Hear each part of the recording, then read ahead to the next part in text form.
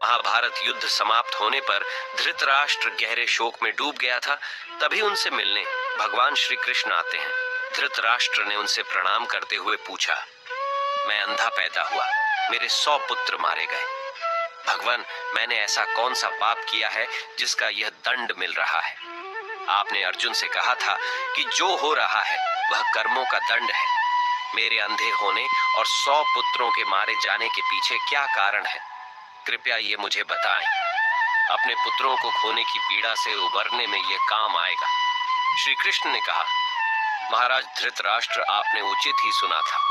कर्मों का दंड भोगना पड़ता है, उससे किसी को छूट नहीं है। राजा और समर्थवान लोगों को कर्मों का दंड विशेष रूप से भोगना पड़ता है।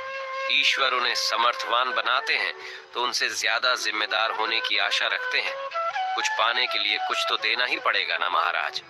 आप इस जन्म में भी राजा हैं, पूर्व जन्म में भी राजा थे, पर आपने कई पाप कर्म किए। धृतराष्ट्र अधीर हो गए और बोले, केशव, मैंने इस जन्म में जो किया वह मेरे सामने है। एक राजा और एक बड़े परिवार का मुखिया होने के नाते मुझे वही उचित लगा।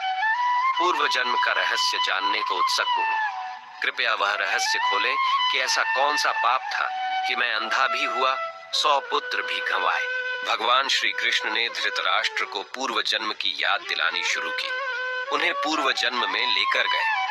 भगवान बोले, महाराज धृतराष्ट्र, पिछले जन्म में भी आप एक राजा थे। आपके राज्य में एक तपस्वी ब्राह्मण रहते थे। ब्राह्मण के पास हंस और हंसिनी का एक जोड़ा था। हंसिनी गर्भवती थी।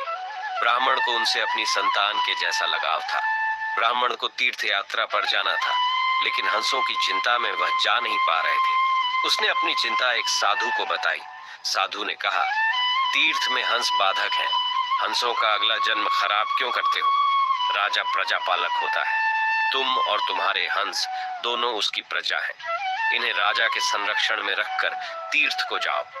आप एक प्रजा पालक राजा थे, इसलिए ब्राह्मण को यह बात जम गई। वह आपके पास आया और अपनी सारी परेशानी कह सुनाई। आपने ब्राह्मण के तीर्थ से लौट आने तक हंसों की रक्षा का दायित्व स्वीकार लिया। ब्राह्मण हंस और हंसिनी को आपके पास रखकर तीर्थ यात्रा को चले गए। हंस आपके महल के तालाब में ही पलने लगे। आपको एक दिन मांस खाने की तीव्र इच्छा हुई। उस समय आप अपने महल के बाग में घूम रहे थे। आपकी नजर हंसों पर पड़ गई। आपने सोचा, सभी जीवों का मांस खाया है, पर हंस का मांस आज तक नहीं खाया। इसका स्वाद आखिर कैसा होता होगा? आप इसी विषय पर सोचते रहे और हंस का मांस खाने की इच्छा तीव्र होती चली गई। ये इच्छा पराकाष्ठा पर पहुंच गई और आप खुद को रोक न पाए। आपने हंस के 2 बच्चे भूनकर खा लिए। उसका स्वाद आपकी जिह्वा को लग गया। हंसिनी के एक एक कर 100 बच्चे हुए। आप सबको खाते चले गए। अंततः हंस का जोड़ा संतानहीन होकर दुख में मर गया। कई साल बाद वह ब्राह्मण तीर्थ यात्रा से लौटा और आपके पास आया।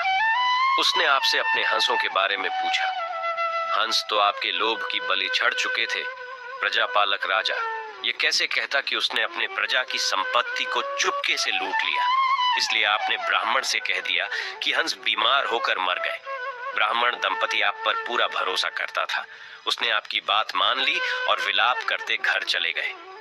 महाराज धृतराष्ट्र, आपने हंस के बच्चों को खाकर और फिर झूठ बोलकर एक साथ कई अपराध किए। आपने तीर्थ यात्रा पर गए उस व्यक्ति के साथ विश्वासघात किया जिसने आप पर अंधविश्वास किया था।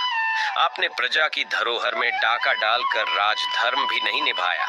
जिह्वा के लालच में पड़कर हंस के 100 बच्चे भूनकर खा गए जो आपके पास आश्रय के लिए आए थे। इस तरह आपने उस असहाय का वध किया जिसे आपने आश्रय दिया था। ये बहुत बड़ा पाप है। हे राजन, इन घोर पाप कर्मों का आपको दंड मिला है। जैसे आपने जिह्वा के लालच में हंस के 100 बच्चे मारे, वैसे ही आपके 100 पुत्र हुए। सभी लालच में पड़कर मारे गए। उन सबकी जिह्वा भी आवश्यकता से अधिक उदंड थी। जिसने आप पर आंख मूंद कर भरोसा किया, उस तीर्थ यात्री से आपने झूठ बोला और राजधर्म का पालन नहीं किया। कोई आंख मूंद कर विश्वास करे तो उसका विश्वास कभी नहीं तोड़ना चाहिए। इसी विश्वासघात के कारण आप अंधे और राजकाज में विफल व्यक्ति हो गए। श्री कृष्ण ने कहा, सबसे बड़ा छल होता है विश्वासघात। आप उसी पाप का फल भोग रहे हैं। दोस्तों, उम्मीद करता हूं कि यह प्रसंग आपको अच्छा लगा होगा।